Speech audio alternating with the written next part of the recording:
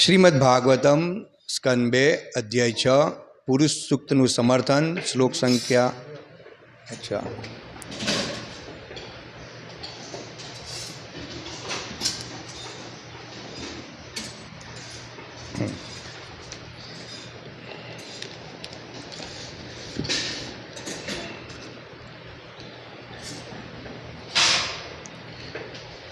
श्रीमद्भागवतम स्कंद 2 अध्याय 6 पुरुष सूक्त की पुष्टि श्लोक संख्या 35।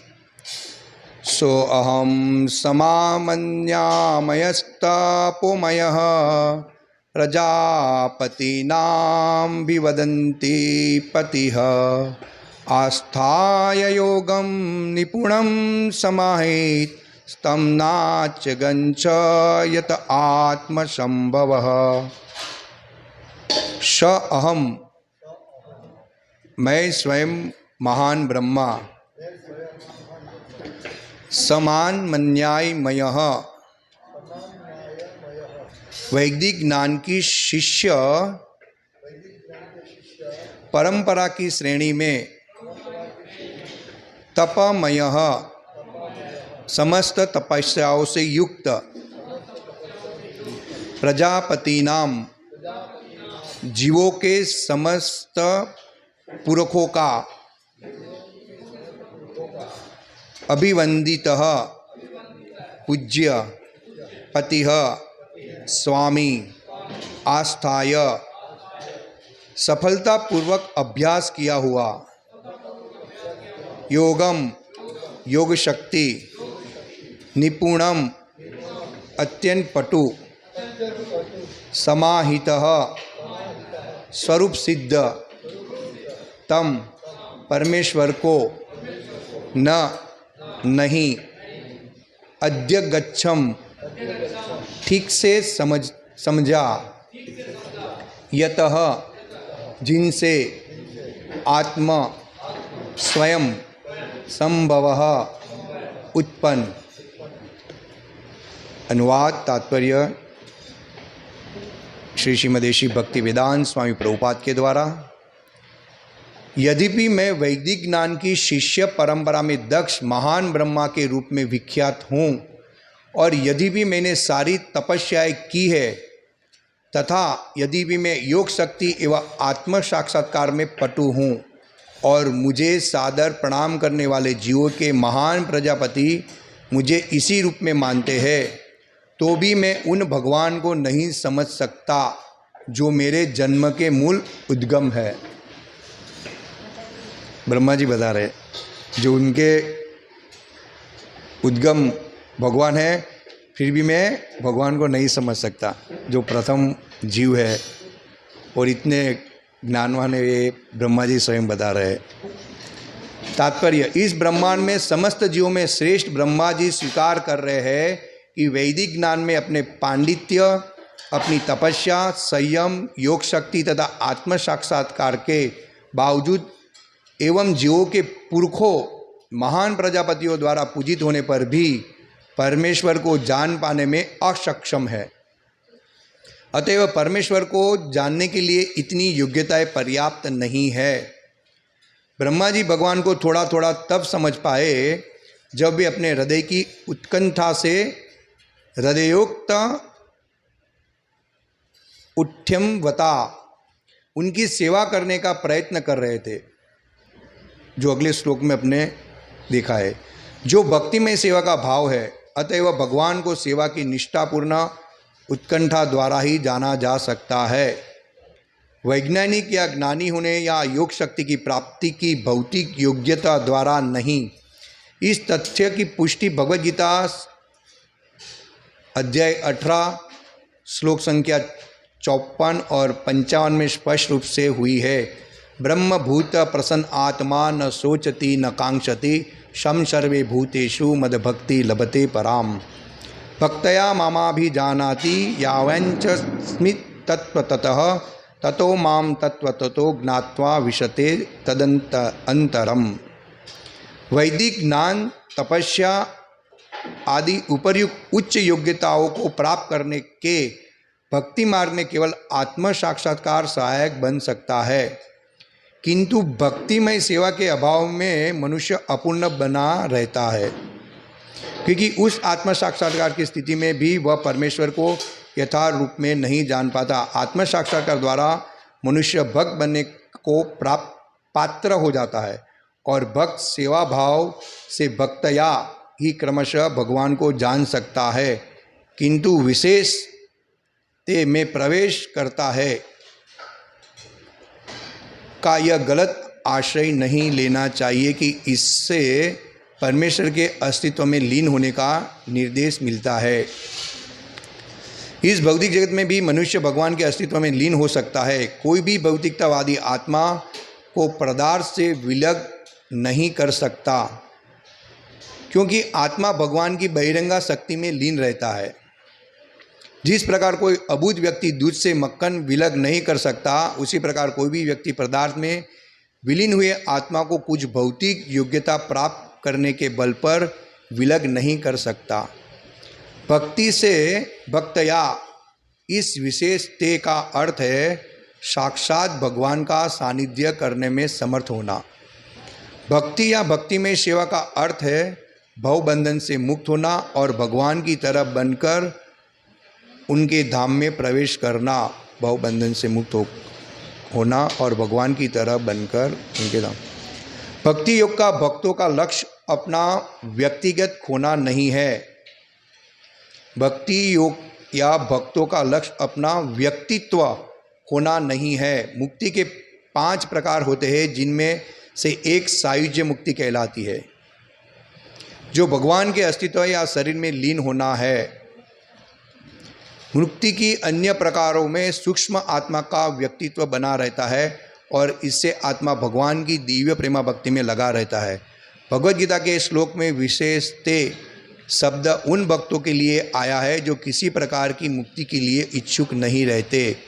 भक्तगण अपनी स्थिति की परवाह न करते हुए भगवान की सेवा में संलग्न रहने मात्र से तुष्ट रहते हैं।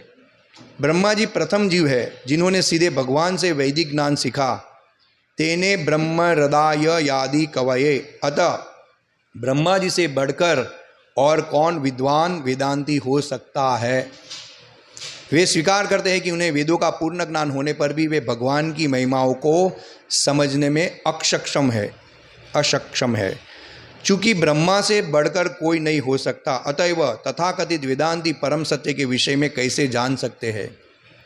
अतएव तथाकथित वेदांती भक्ति के साथ भक्ति वेदांत में प्रशिक्षित हुए बिना भगवान के अस्तित्व में प्रवेश नहीं कर सकते। वेदांत का अर्थ है आत्म साक्षात्कार और भक्ति का अर्थ है कि कुछ हद तक भगवान के व्यक्तित्व का साक्षात्कार।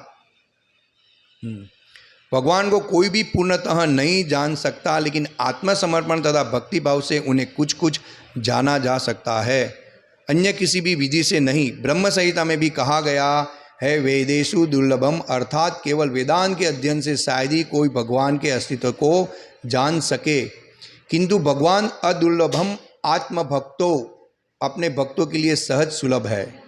अतएव श्रील व्यासदेव को केवल वेदांत सूत्र के संकलन से संतोष नहीं हुआ, उन्होंने इसके बाद अपने आध्यात्मिक गुरु नारद के उपदेश से श्रीमद् भागवतम का संकलन किया, जिससे वेदांत के असली आशय को समझा जा सकता है।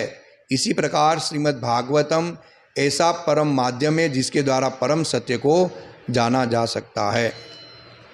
ओम अज्ञानतिमिरन्धस्य ज्ञानाञ्जनशलाकया चक्षुरुन्मीलितमेन तस्मै श्री गुरुवे नमः। नमो विष्णुपादाय कृष्णप्रेष्ठाय भूतले श्रीमते भक्ति विकास स्वामी महाराज इति नामिने। नमो विष्णुपादाय कृष्णप्रेष्ठाय भूतले श्रीमते भक्ति वेदांत स्वामी इति नामिने। नमस्ते सारस्वते देवे गौरवाणी प्रचारिणे निर्विशेष शून्यवादी पाश्चात्यदेशधारिणे। वंदेहम श्रीगुरुः श्रीयुतपदकमलं श्रीगुरुन् वैष्णववाच श्रीरूपं साग्रजातं सहगण रघुनाथावितं तं सजीवनं साद्वैतं सावधूतं परिजनसहित कृष्ण चैतन्यदेवं श्रीराधा कृष्णपादं सहगण ललिता श्रीविशाखान्वितान् च। हे कृष्ण करुणा सिंधु दीनबंधु जगतपते गोपेश गोपिकाकान्तं राधाकान्तं नमस्तुते। तप्त कांचन गौरांगी राधे वृंदावनेश्वरी वृषभानुसुते देवी प्रणमामि हरिप्रिय। वाञ्छाकल्पतरुभ्यश्च कृपा सिन्धुभ्येव च पतितानां पावनेभ्यो वैष्णवेभ्यो नमो नमः। श्री कृष्ण चैतन्य प्रभु नित्यानंद श्री अद्वैत गदाधर श्रीवासादि गौर भक्तवृंद। हरे कृष्णा कृष्णा कृष्णा हरे हरे, हरे राम राम राम हरे हरे। हरे कृष्ण। तो यहाँ ब्रह्मा जी और नारद जी का संवाद चल रहा है। पिछले श्लोक में हमने देखा कि ब्रह्मा जी नारद को बता रहे हैं कि भगवान कैसे भक्त की इच्छा पूर्ण करते हैं और एक भक्त के लिए अपना भी वचन तोड़ देते हैं। हाँ, जैसे हमने भीष्म पितामह का भी उदाहरण देखा और भीष्म पिता ने बोला कि मैं कृष्ण को युद्ध में शस्त्र उठाने को मजबूर कर दूंगा या अर्जुन का वध कर दूंगा। हाँ? लेकिन भीष्म पिता भी भगवान के भक्त थे, तो भगवान ने अर्जुन की रक्षा भी की और पितामह भीष्म का वचन भी रखा। लेकिन लोग कैसे सोचते हैं कि भगवान ने शस्त्र उठाने का मना किया था, फिर भी शस्त्र उठा लिया। लेकिन ये नहीं सोच रहे हैं कि भगवान ने भीष्म पितामह भीष्म का भी वचन रख लिया और एक भक्त की कैसे भगवान रक्षा करते हैं। ये है भगवान। तो भीष्म पितामह को ऐसा अहंकार नहीं था कि मैंने कृष्ण से शस्त्र उठा लिया, उसकी इच्छा नहीं थी, वो तो भक्त थे। हाँ?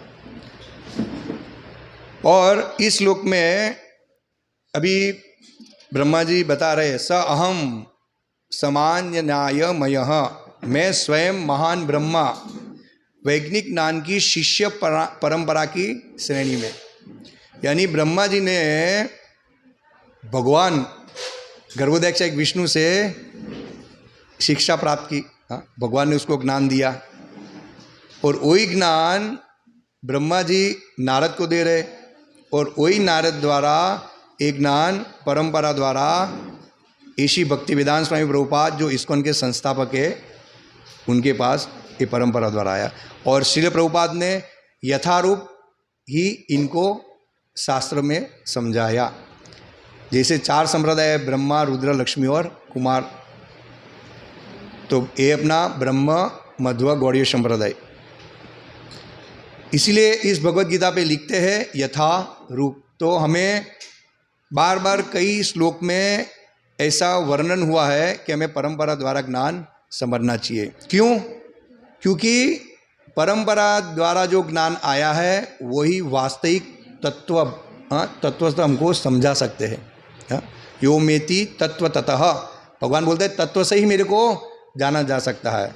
तो जिसने वास्तविक आत्म साक्षात्कार किया है वही हमको ही बता सकता है। जैसे अभी एक बुक निकली है, किसी ने निकाल दी है और हमको दी भी है कि पढ़ो बहुत अच्छा है, बहुत अच्छा है। हाँ, जो पढ़ने वाला है उसको वास्तविक उद्देश्य ही पता नहीं है कि गीता का वास्तविक उद्देश्य क्या है। आप समझे? जिसने नहीं तो भगवान की भक्ति की है, नहीं तो गीता के श्लोक को परंपरा द्वारा समझा है, नहीं तो किसी के पास कोई गुरु है उसको समझाने वाला, और स्वयं ऐसा ही मन से हर एक श्लोक का अर्थ का अनर्थ कर देता है और बोलते अच्छा है, देखिए तो कैसे अच्छा है? तो ये वास्तविक ज्ञान नहीं है, ये नरक की ओर ले जाने वाला ज्ञान है। आप समझे? गीता का मेन उद्देश्य है सर्वधर्म परित्यजम माम एकम शरणं व्रज अहम त्वां सर्व पापेभ्यो मोक्षयिष्यामि मा शुचि। यानी कि भौतिकतावादी लोग और बद्ध जीव जो है, जिसके पास वास्तविक गुरु नहीं है और परंपरा द्वारा उसने जो ज्ञान ग्रहण नहीं किया है, वो लोग ऐसे सोचते हैं कि हम कृष्ण की शरण में जाओ, हम सब पाप से मुक्त हो जाएंगे और फिर वापिस पाप करो। इस तरह हम कृष्ण की शरण लेते हैं, आप समझे, यानी कि नाम के बल पर पाप करते हैं, फिर भी कृष्ण की शरण में है, देवी देवता से अच्छा है। तो इसी तरह एक भौतिकतावादी लोग जो भगवान को जानते नहीं है, वास्तविक भगवान कैसे कार्य करते हैं, भगवान की लीला क्या है, वो इसी तरह अर्थ का अनर्थ करके बुक में पूरा भावार्थ लिख देते हैं। तो यहाँ इसलिए भगवान ब्रह्मा जी बोल रहे कि स अहम, मैं स्वयं महान ब्रह्मा समान मन्यायमय वैदिक ज्ञान की शिष्य परंपरा की श्रेणी में, मैं परंपरा की श्रेणी में हूँ। और फिर भी वो बोल रहे हैं कि मैं फिर भी पूर्णतया भगवान को समझ नहीं पाया। आप देखिए, तो एक सामान्य जीव कैसे भगवान को समझ पाएगा। तपमय प्रजापति नाम, समस्त तपस्या से युक्त ब्रह्मा जी ने पूरा तप किया था। जब ब्रह्मा जी को प्रकट किया तो ऊपर नीचे ब्रह्मा जी हो रहे थे, हाँ, कुछ दिखाई नहीं दे रहा, तब तप शब्द सुना और तप करके उसने भगवान को प्रसन्न किया। इतना घोर तपस्या आप समझिए, हाँ। और आज के जीव ऐसे ही बैठ के और बोलते कि भगवान ने मेरे को शक्ति प्रदान की और मैंने लिख दिया। ऐसे कैसे भगवान तुमको शक्ति प्रदान करेंगे? ये सब झूठ है और सबको भ्रमित करने वाला है, और अपने को उच्च पद पे दिखावा करने के लिए लोग ऐसा सब करते हैं, हाँ? जैसे बड़े बड़े लोग रहते हैं तो धनी लोग रहते हैं, वास्तविक उद्देश्य नहीं समझते, तो धन किसके लिए देते? हम प्रचलित हो, हाँ। इसी तरह कलयुग में सब ऐसे ही ढोंगी बैठे हुए हैं जो वास्तविक भगवद गीता भागवतम को नहीं समझ सकते, लेकिन ऐसे ही पुस्तक निकाल देते हैं, हाँ। तो सरकार को भी इस पे ध्यान देना चाहिए। आज जो भी संप्रदाय है वो वास्तविक प्रचार कर रहे हैं सनातन धर्म का, लेकिन सनातन धर्म का वास्तविक उद्देश्य क्या है वो श्रीमद् भागवत और भगवद गीता में दिया गया है। आज कोई स्कूल कॉलेज या जो सरकार ने, गवर्नमेंट ने कोई भी रूल्स एंड रेगुलेशन निकाला है उसका उल्लंघन करेगी तो सरकार क्या करेगी? दंडित करेगी, हाँ। लेकिन जो जीव का मूल उद्देश्य है, जो आत्म कल्याण के लिए है, हाँ, मनुष्य जीवन का जो लक्ष्य है और कैसे वो भगवत के धाम में जा सकता है एक जन्म मृत्यु जरा व्याधि में से, उसका पूरा rules and regulation Shrimad Bhagavad Gita और भागवतम में दिया गया है, और उसका कोई उल्लंघन करता है तो कोई बोलने वाला नहीं है। आज एक संप्रदाय है जो बोलते हैं कि भाई ये भगवान है और अपने मन गढ़ित शास्त्र लिख दिए है, तो थोड़े बहुत संप्रदाय आगे आए जो वास्तविक थोड़े बहुत जानते थे, थोड़ा भी कि नहीं ये भगवान के विरुद्ध जा रहे हैं। तो इसी तरह ये जो कोई भी बुक निकाल देते हैं तो उसके सामने बोलने वाला कोई नहीं है, सबको खड़ा रहना चाहिए कि क्या लिखा है तुमने, हाँ। जब तुमको गीता का उपदेश ही पता नहीं है और तुम ऐसे ही बुक निकाले जाते हो, तो सरकार को भी ऐसे जो बुक निकालते उस पर कड़क पगला लेना चाहिए, जिससे वास्तविक जीव तक वास्तविक जो उद्देश्य है यथारूप वो पहुंच सके और जीव भ्रमित नहीं हो। और उसी तरह जीव अगर ये परंपरा द्वारा एक ज्ञान समझेगा तो सरकार भी सुखी होगी और जीव भी सुखी होगी। कैसे? आध्यात्मिक तरीके से। तो ये वास्तविक उद्देश्य है। ब्रह्मा जी समझा रहे हैं कि मैं भगवान को नहीं जान पाया और कैसे लोग जान पाएंगे। हम समझ सकते हैं कि जो प्रथम जीव इतना बोल रहे हैं कि मैं भगवान को नहीं समझ पाया, तो हम सोच सकते हैं कि प्रभुपाद ने हमको कितना बड़ा एक ज्ञान दिया है, तब जाके हम समझ सकते हैं कि ऐसे ढोंगी कितने पड़े हैं और क्या क्या लिख रहे हैं। प्रजापति नाम अभिवंदित पति, जीवों के समस्त पुखों का अभिवंदित यानी कि पूज्य पति स्वामी, आस्था योगम निपुणम समाहित, आस्था से सफलतापूर्वक अभ्यास किया हुआ। ब्रह्मा जी ने सफलतापूर्वक अभ्यास किया था योगम, योग शक्ति द्वारा, निपुणम अत्यंत पटु थे ब्रह्मा जी। आप समझिए, अभी ब्रह्मा जी यहाँ पे लिख रहे हैं, यदि भी मैं वैदिक ज्ञान की शिष्य परंपरा में दक्ष महान ब्रह्मा के रूप में विख्यात हूँ, और यदि भी मैंने सारी तपस्याएं की है, तथा यदि मैं योग शक्ति एवं आत्मक साक्षात्कार में पटु हूँ और मुझे सादर प्रणाम करने वाले जीवों के महान प्रजापति मुझे इसी रूप में मानते, तो भी मैं उन भगवान को नहीं समझ सकता जो मेरे जन्म के मूल उद्गम है। हम कैसे समझेंगे? यानी कि ब्रह्मा जी महान है, भक्त है, जानते हैं। और यहाँ से हमको पता चलता है कि वास्तविक ब्रह्मा जी सही लिख रहे हैं, क्योंकि जब जब भगवान ने इस धर पर भगवान प्रकट हुए तो ब्रह्मा जी ने गोप बालक को अपहरण कर लिया था। हाँ? तो ब्रह्मा जी बता रहे हैं ना कि भाई मैं भगवान को नहीं समझ पा रहा हूँ कि एक गोप बालक जो है, एक ग्वाला है, ये क्या भगवान हो सकता है? हाँ? फिर ब्रह्मा जी माफ़ी मांग रहे हैं। तो इसी तरह ब्रह्मा जी भी एक जीव है और हम भी जीव है। और जब ब्रह्मा जी इतने महान, जब ब्रह्म संहिता में भगवान का लीला और भगवान की गुण रूप लीला जी का ब्रह्मा जी उल्लेख कर रहे हैं, गोविंदम आदि पुरुषम तम हम भजामि, इतने ज्ञानी होने के बाद भी ब्रह्मा जी बोल रहे कि मैं समझ नहीं हूँ भगवान को समझने के लिए। तो हम कैसे भगवान को समझ पाएंगे? हम यहाँ मंगला आरती में आते हैं, डिस्ट्रीब्यूशन में जाते हैं, भागवतम क्लास सुनते हैं। मैं रियलाइज़ कर रहा था कि जब ब्रह्मा जी इसको नहीं समझ पा रहे तो मैं कैसे भगवान को समझ पाऊंगा? फिर भी प्रभुपाद इतने दयालु है, चैतन्य महाप्रभु इतने दयालु है कि हरे नाम एवं केवलम कलो नास्ते गति रंजा, कि कलयुग के बद्ध जीव जो है उसके पास इतनी स्मृति नहीं है, श्रवण करने की शक्ति नहीं है, उसके पास समय नहीं है।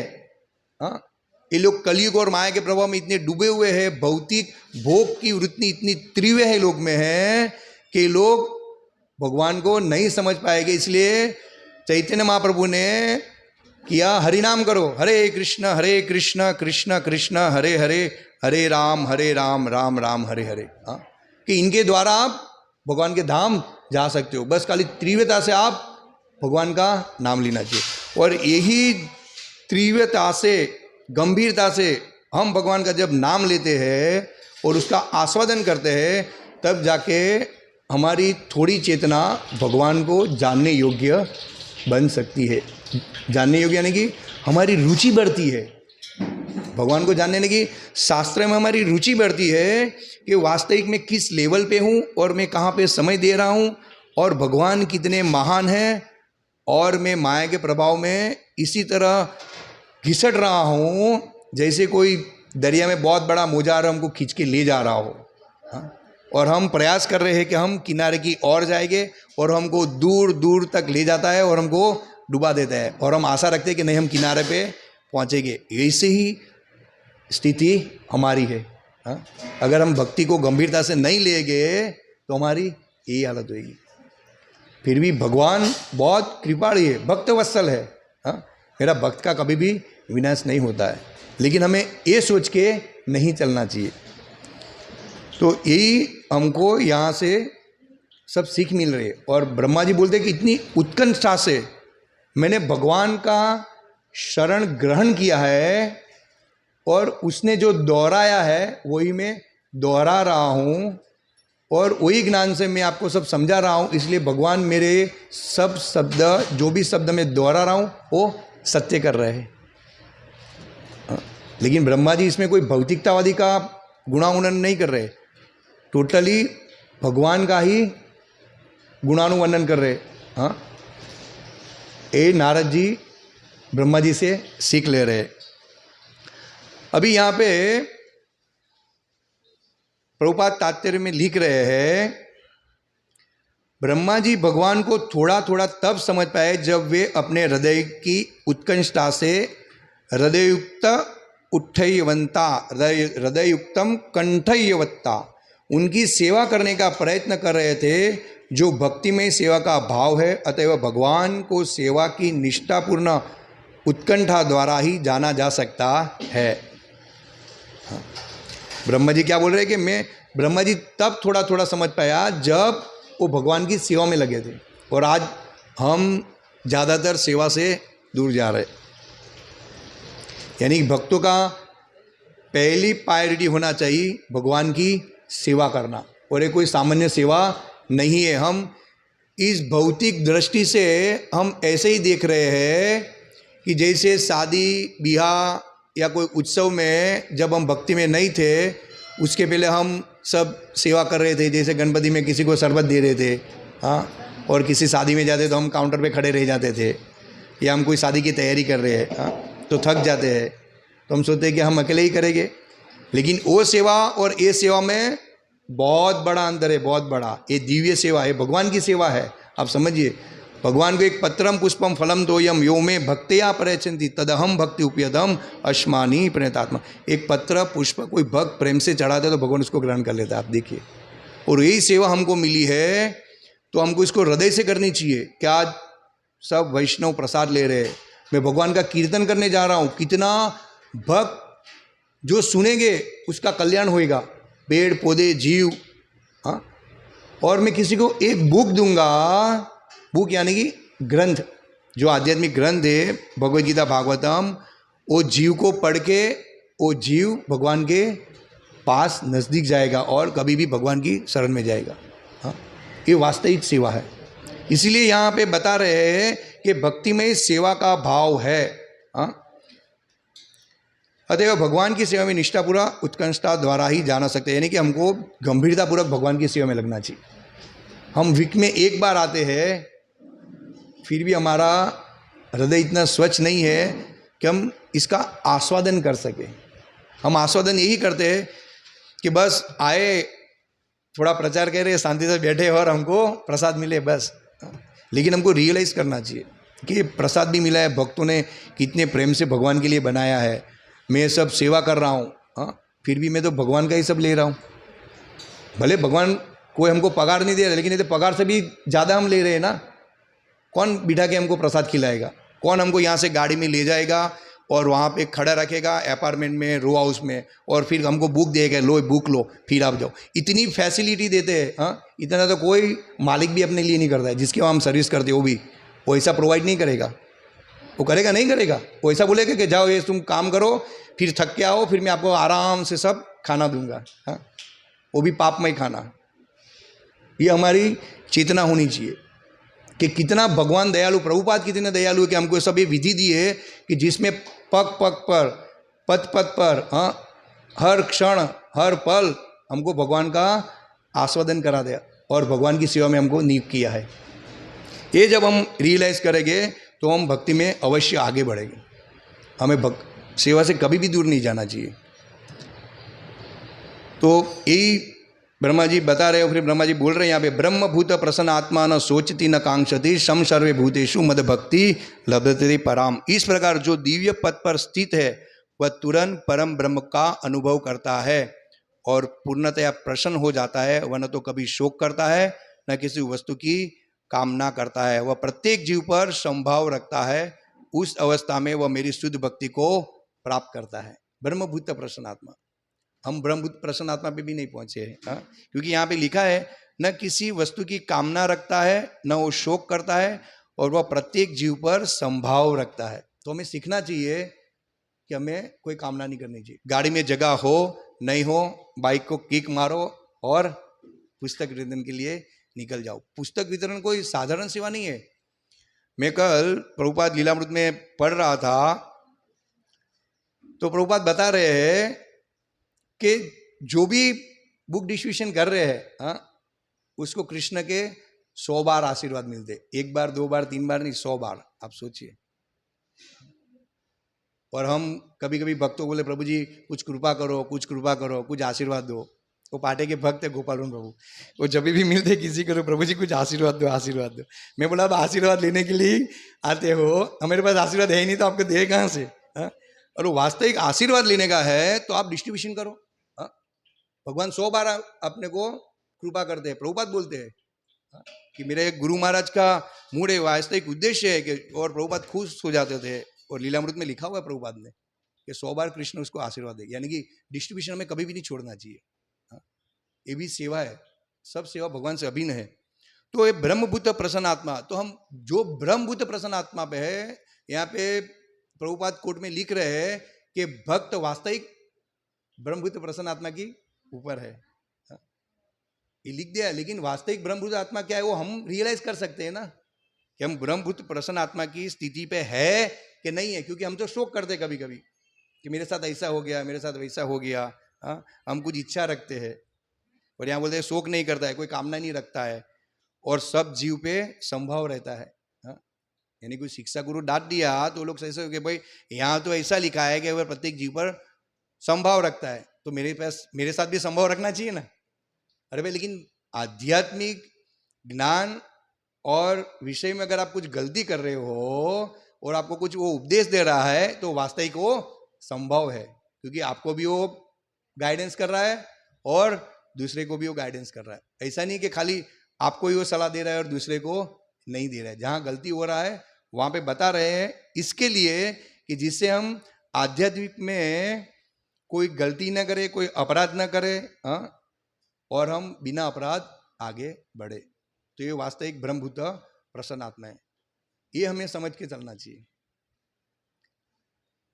भक्तया मामा भी जानाति यावं चास्मित् तत्व ततः ततो माम तत्व ततो ज्ञात्वा विशते तदंतरम। वैदिक ज्ञान तपस्यादि उपर्युक्त उच्च योग्यता को प्राप्त करके भक्ति मार्ग में केवल आत्म साक्षात्कार सहायक बन सकता है, किंतु भक्ति में सेवा के अभाव में मनुष्य अपूर्ण बना रहता है, क्योंकि उसे आत्म साक्षात्कार की स्थिति में भी वह परमेश्वर को यथार्थ रूप में नहीं जान पाता। आत्म साक्षात्कार द्वारा मनुष्य भक्त बनने का पात्र हो जाता है और भक्त सेवा भाव से भक्तया ही क्रमश भगवान को जान सकता है। सेवा भाव से ही हम भगवान को जान सकते हैं।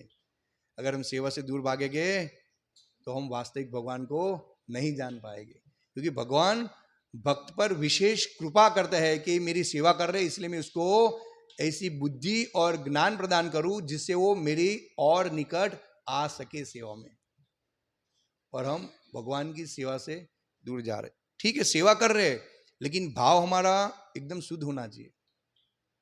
हमें कभी भी सेवा से कंटाला नहीं आना चाहिए। हाँ, हमारा शरीर है, उम्र के हिसाब से हमको कोई साथ नहीं देता है, या हम भौतिक जीवन में है, इसलिए बाहर का काम, घर, समाज इत्यादि हमको लेके चलना पड़ता है, इसलिए थोड़ा बहुत हम सेवा भाव से थोड़ा पीछे आ जाते, शरीर की शक्ति इतनी काम नहीं करती है, तो हमें वो सोच के हाँ ठीक है, इसलिए मैं सेवा नहीं कर रहा पाऊँ, सही थक के आया हूँ, तो फिर भी हमें प्रयास करना चाहिए। हमारा ये भाव नहीं होना चाहिए कि मैं यही करूँ, वो भाव भक्ति भाव सेवा नहीं है। तो इस तरह में हमें अनुभव और रियलाइज करना चाहिए। और फिर प्रभुपाद बोले बहुत बड़े पॉइंट है इसमें, और जो मायावादी निर्विशेषवादी है, हाँ, 5 प्रकार की मुक्ति है, और साहित्य मुक्ति भगवान में लीन होना चाहते हैं निर्विशेषवादी ब्रह्म ज्योति में, हाँ, और वो उसके ऊपर नहीं जा सकते, लेकिन भक्त जो है सेवा द्वारा जान सकता है कि भगवान की जो अंग क्रांति है उसमें निर्विशेषवादी लोग ये मिलने जा रहे हैं, हाँ, एक होने जा रहे हैं, आप समझे, और फिर वहां से पतन होके भी नीचे आते हैं। लेकिन भक्त जान सकता है कि पूर्ण पुरुषोत्तम भगवान है और समस्त स्तोत्र के कारण वो है, और यही मनुष्य मेरे को देह मिला है जिसके द्वारा परंपरा गुरु द्वारा मैं ज्ञान प्राप्त कर सकूं और वास्तविक भगवान की शरण ले सकूं, और ये शरीर छोड़ने के बाद मैं प्रेमामय भक्ति भगवान के धाम में कर सकूं। आप सोचिए, भक्त को पता है कि वैकुंठ क्या है, गोलोक वृंदावन क्या है, लेकिन दूसरे नहीं जान सकते। फिर वो बात लिखते हैं कि भवबंधन से मुक्त होना और भगवान की तरह बनकर उनके धाम में प्रवेश करना, हाँ? अच्छा, विशेषते का अर्थ है साक्षात भगवान का सानिध्य करने में समर्थ होना। भक्ति या भक्तिमय सेवा का अर्थ है भक्ति योग या भक्तों का लक्ष्य अपना व्यक्तित्व खोना नहीं है।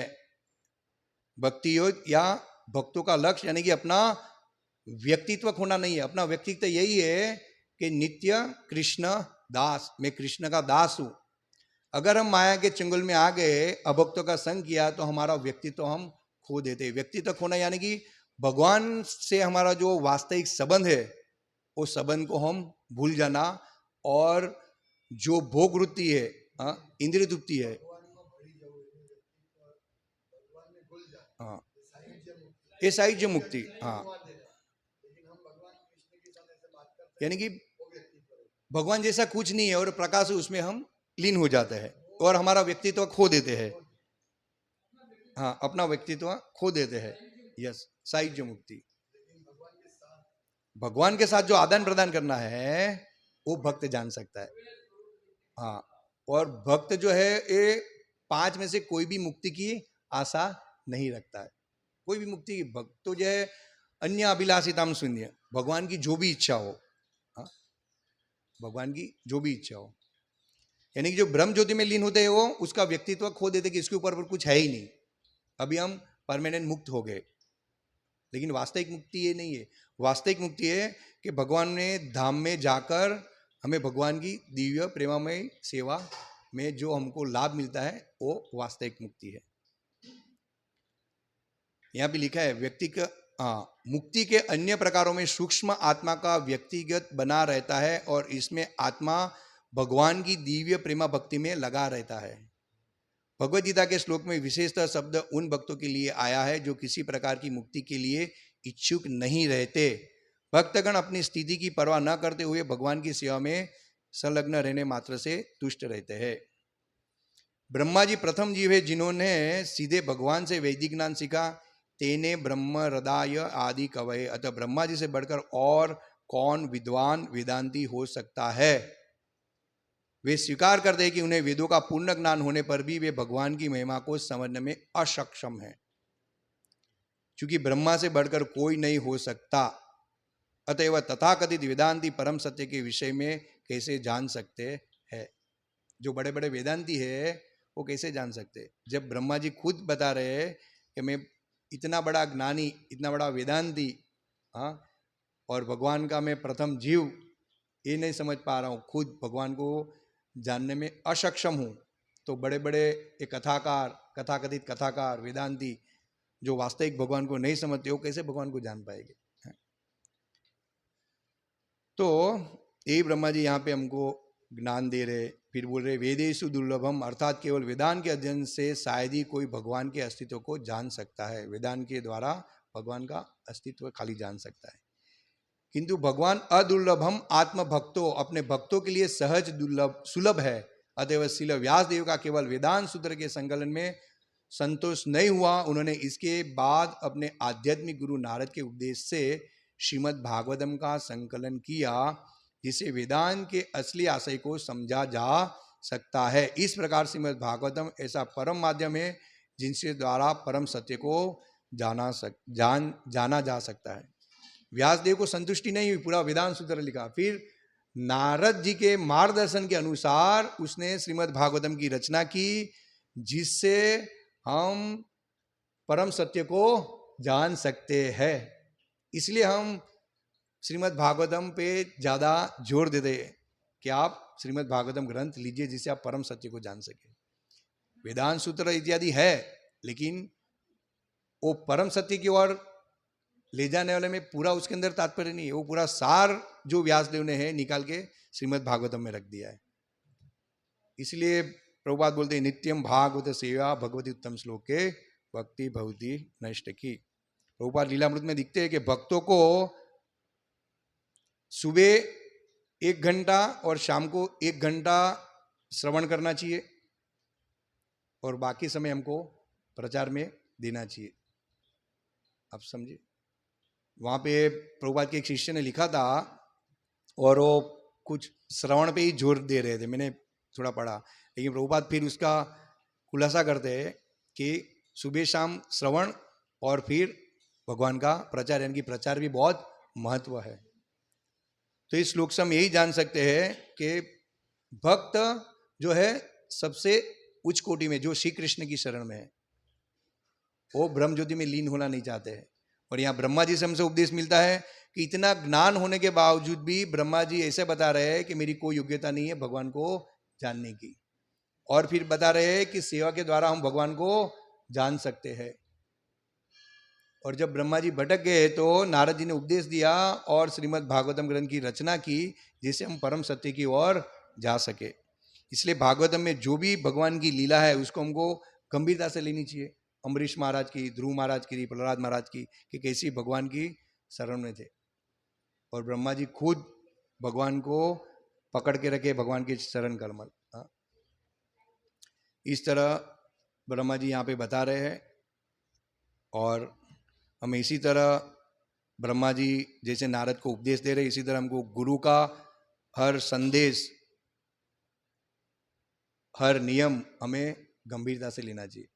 ब्रह्मा जी ने नारद जी का ऐसा नहीं, हाँ नारद जी आए, सुनाया, ठीक है, थोड़ा बहुत सुना और चले गए, नहीं, गंभीरता से ब्रह्मा जी ने लिया। और हम इस मायावी जगत में हैं और हम भटकते भटकते भटकते इस शास्त्र पढ़ना से हम दूर हो जाते हैं, प्रचार से हम दूर हो जाते हैं, मंगलारती से दूर हो जाते हैं, कीर्तन श्रवण भगवान का जो उत्सव रहता है, मथुरा प्रभु सब प्लानिंग करते हैं, बाकी हम इतने प्लानिंग नहीं करते। मथुरा प्रभु में ऐसा नहीं कि राधेश प्रभु का सुपुत्र है तो मैं इसलिए उसका गुणानुवर्णन कर रहा हूँ, लेकिन हम पहले जब भगवान का उत्सव था तो दोपहर तक हमारी सेवा इतनी, हम यहाँ जो भजन कीर्तन भोग लगाना इत्यादि हम नहीं कर पाते, खाली भोग लगाया, थोड़ा बहुत भक्त आया, लेकिन वो थोड़ा बहुत प्लानिंग करते, उसके लिए हम भी यहाँ पे भगवान की सेवा में नियुक्त रहते। हाँ, तो उसका बहुत विशेष हमारे पे उपकार है। हाँ, ऐसे हर भक्त को उससे शिक्षा लेनी चाहिए, ऐसा नहीं मथुरा प्रभु, लेकिन जो भी भक्त भक्ति में लगे हुए हैं उस समय कुछ ना कुछ ग्रहण करना चाहिए कि कैसे भगवान को समर्पित है, गुरु को समर्पित है। हाँ, उसका उत्साह क्या है, भक्तों को भक्ति में लगाना। इसी तरह हर भक्त को उत्साह से भगवान की सेवा में लगना चाहिए और इस प्रचार को, प्रभुपाद के मूड को हमें आगे बढ़ाना चाहिए। इसी तरह हम धीरे धीरे भगवान को प्रार्थना करके, वैष्णव का आशीर्वाद लेके, प्रसन्न करके हम भक्ति की ओर अग्रसर हो सकते हैं। हरे कृष्ण। श्रीमद् भागवतम की जाय, श्रील प्रभुपाद की जाय। वांछा कल्पतरुभश्च कृपा सिंधुभैव च पतितानां पावनेभ्यो वैष्णवेभ्यो नमो नमः। तो आज स्टॉप करी नाखजे। हाँ।